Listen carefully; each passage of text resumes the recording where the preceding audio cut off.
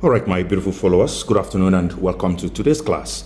In today's class, I want us to take a look at what we did last time, just a recap on what we did last time. This is what we called a contactor holding circuit, or more professionally called a latching circuit. So what happens here is that when you send a signal to this contactor, the contactor gets energized and it remains energized even after removing the signal. And then, of course, when you press another button here, off button, is going to disconnect this and it will de-energize it. So test it, we put on our breaker and you press this button and this contactor is energized. Even when the signal is removed, it remains energized until you press the off button and it's de-energized. Now, this is just a control system. Right now, what do we use this for? This is used, for example, to drive a motor. This is what we could call a direct online motor starter. Now, for us to have a complete direct online motor starter, we need another device which is called a thermal overload relay. This device here is a thermal overload relay. And what does it do? What it does is that it takes in the current. Of course, the current that goes to the motor from here, this is connected to the contactor. These three pins are connected to the three power pins, power terminals of this contactor, while these other three terminals, we connect our load or our motor to this side. And of course, the current that flows through here to the motor generates heat internally, and the heat generated inside here depends on the amount of current that flows through these three pins. And before this can trip, the amount of current that can trip this relay depends on the set value on this knob. So if we set this knob as it is set now on 2 amps, at a current of 2 amps, if it flows through here for a particular length of time, it is going to disconnect power that is going to this our motor to keep it motor. So it sees that so much current is going to this motor, or this motor is drawing so much current. So that prevents this motor from overheating. So this knob here is used to set the value at which this relay trips. And this particular one is used to set whether this is going to be reset in manual or in automatic. So if you set it to automatic, after a trip, when the temperature drops to the normal level, this guy is going to reset itself. And when you set it this way to manual, when you are done, you have to come and press this reset button to reset it. And of course, when there is a trip, there is an indicator here which will turn red. So when you press this button, it will clear off that red.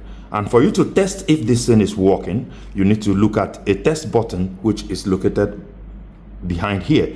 So to test it, you need to slide this knob here to that side, this way. And this is a trip that is being simulated. So if you look at this indicator, you see that it is red. And for you to reset it, you press this reset button that way, and it is reset.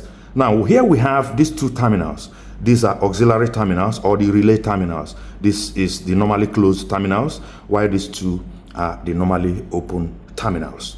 So for us to make use of this, to protect our motor from overload or overheating, we need to connect this to these 3 power terminals of our contactor by plugging it in like this. When we plug it in, we lock it up.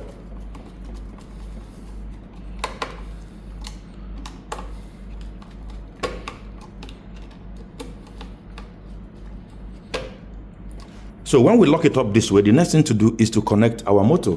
These 3 wires are coming from our motor because this is a 3-phase motor. So what we're going to do is that we're going to connect the red to red, yellow to yellow, and blue to blue. So this is going to be our red. And when I slack up this, I will insert this wire here. And then of course the next thing is to lock it up. And then I'm going to slack out on this one, insert this wire, which is the yellow, into here, and the next is to lock it up. And the next is to slack out on the blue, insert this wire in the blue, and the next is to lock it up. So this motor is properly connected. So the next thing is to connect our power line to the contactor from our main breaker, but we'll put this guy off first. So we'll pick up our first wire, slack out on this, insert it and lock it. And then we take it to the red terminal of our contactor, and then we'll lock it up. We'll pick up the next wire, if this is long enough. Okay. Slack out on this, insert it in the yellow terminal, and then lock it up. And then we'll connect this to the yellow terminal of our contactor. Then we'll lock it up. So we'll pick up the next wire, insert it on the blue, and then lock it up. And then we'll take it to the blue terminal of our contactor. And then we'll lock it up. So, to test this system, first of all, we'll put on our power breaker. We'll put it on. Now we have power here. So to drive this motor, we need to press on. And our motor is on. To shut down the motor, we'll press this, and this is off. All right, so this is not what we want to achieve, because this has not even, we've not wired this to provide any form of protection for our motor. So for us to do that, we need to use the normally closed terminals of our overload relay to control this contactor, so that whenever there is a trip as a result of overcurrent here, this will disconnect the power going to the coil of this guy, and this guy will be de-energized. And when it is de-energized, it disconnects the power that is going to our motor, and our motor goes off and is protected from overheating. So for us to do that, I'm going to take off the wire that supplies power to the coil of this contactor. First of all, I put this off. Then I'm going to remove this wire. This wire, this is the wire that supplies the coil of this contactor. So I'm going to insert it on one of the terminals of the normally closed. So I insert it this way, and then I will lock it up. Okay, so this our off switch remains our off switch, no problem.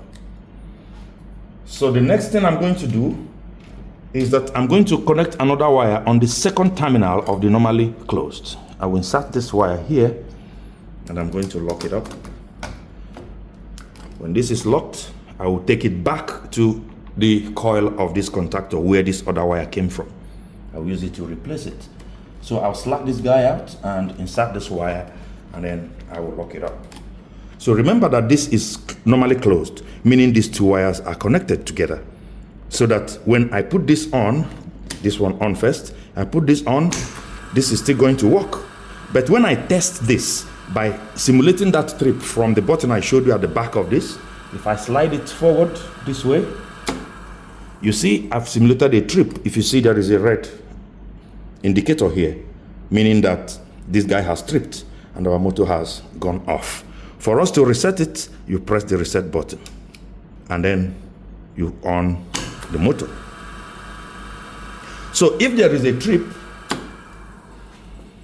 of course this has disconnected. It has removed that signal.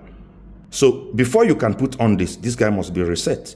Now, if you press on button, it is not going to come on, no matter how you try, until you reset.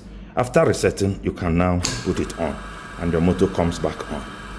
So, if you like this video, please let me know in the comment section. If you have any question, let me know in the comment section also, or you send me a private message. Share this video with your friends, and of course, continue to stay connected with me for more tips on power. Thank you very much.